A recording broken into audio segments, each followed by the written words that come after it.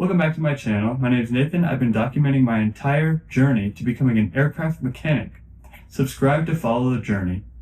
Today, I'll be talking about why I wanted to become an AMP, or aircraft mechanic.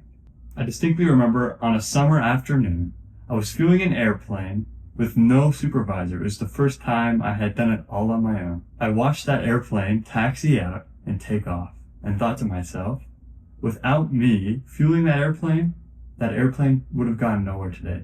And watching that airplane physically go in the air made my mindset change. I felt a part of something bigger. 2 years ago, I was looking for a job anywhere in aviation. I applied to Delta, United, American, SkyWest, everywhere.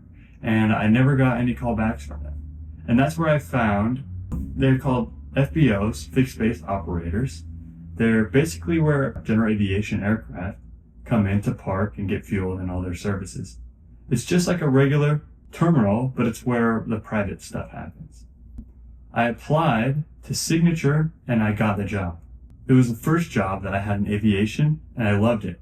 I had this memory of walking around the ramp, being so close to these airplanes and thinking to myself, like, this is amazing. I get to be so close to these amazing machines, and I've always wanted to be in aviation, and I'm here. It was always so fun. I even liked watching the airplanes just taking off and landing. At Signature, I was only a part of the transportation department though.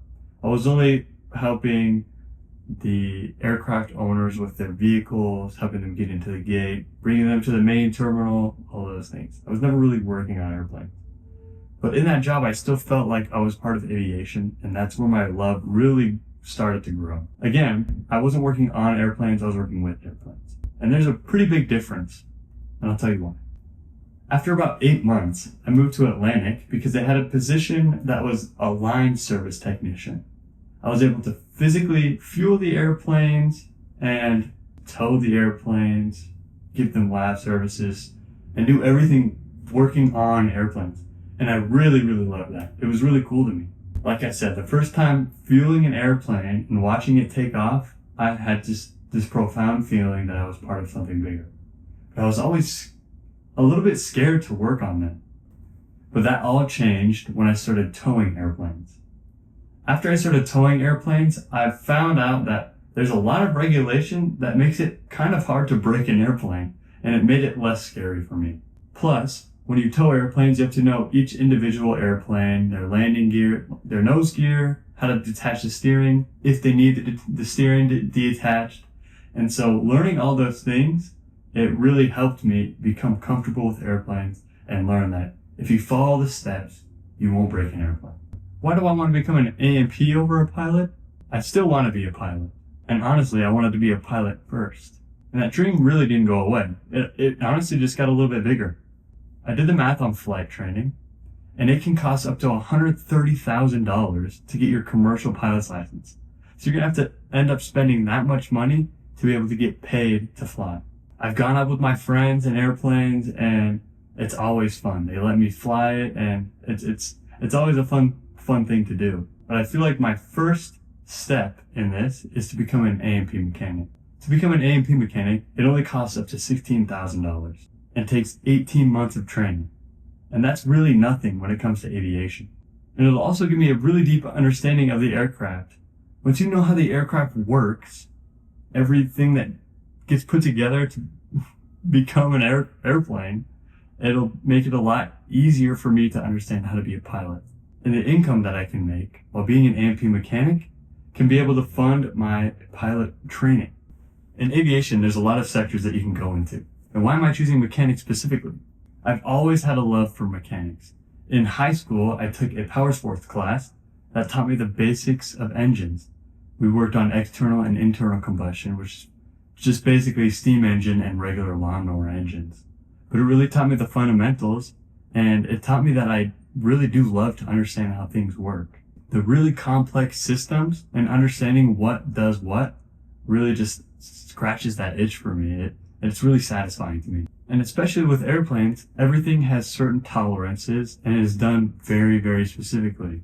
I really love kind of being a perfectionist. I'm not a perfectionist, but I love the idea of it. And aircraft mechanics You really do have to be perfect or close to it. And that's really satisfying to me. You can't cut corners. And I want to be the person that takes it very seriously. The work that I do matters, and I know that because I'm signing my name on it every single time. Where is this all going? Signature is where I first felt a part of aviation. And Atlantic is where I first did the work to put an airplane in the air. SkyWest is where I am now. I work on wheels and plane seats. And I really do love the fact that I'm able to learn how to read aircraft manuals. It's really helping me prepare for my AMTT course, which starts in August. So I'll be in that AMTT course for 18 months and hopefully get my certificate at the end of that. And like I said, that's not the end of the plan. It's just the foundation. I could even potentially make my own shop, fly my own airplanes, work on other people's airplanes, and be paid to do what I love. And that's only through general aviation.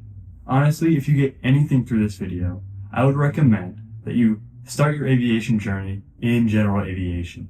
You can talk to pilots, mechanics, and everyone on the ramp. In commercial, it's really hard to talk to the pilots and mechanics because they're doing their job, right? But in general aviation, it's a lot more laid back because you're there when they're finishing and starting their work. You can even talk to aircraft detailers. There's so many things you can learn in general aviation. And I promise that if you start in general aviation, you'll know exactly what you want to do in aviation. For me, I was able to talk to A&P mechanics and pilots, learning that I can become a pilot after an A&P. They're not really separate. A lot of the A&Ps I talk to also have their pilot's license. And so that's why I would recommend doing general aviation first. But again, none of this happens without me getting my A&P first. And this is what I'm documenting. You are part of this journey, and I'm glad you're coming along.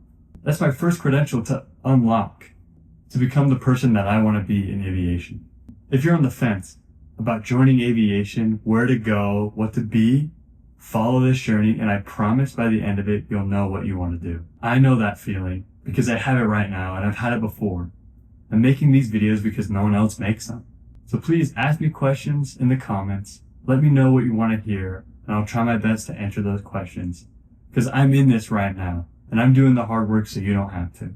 Next Monday, I'll be making a video of how I'm preparing to start my AMTT course, and I know you'll love it.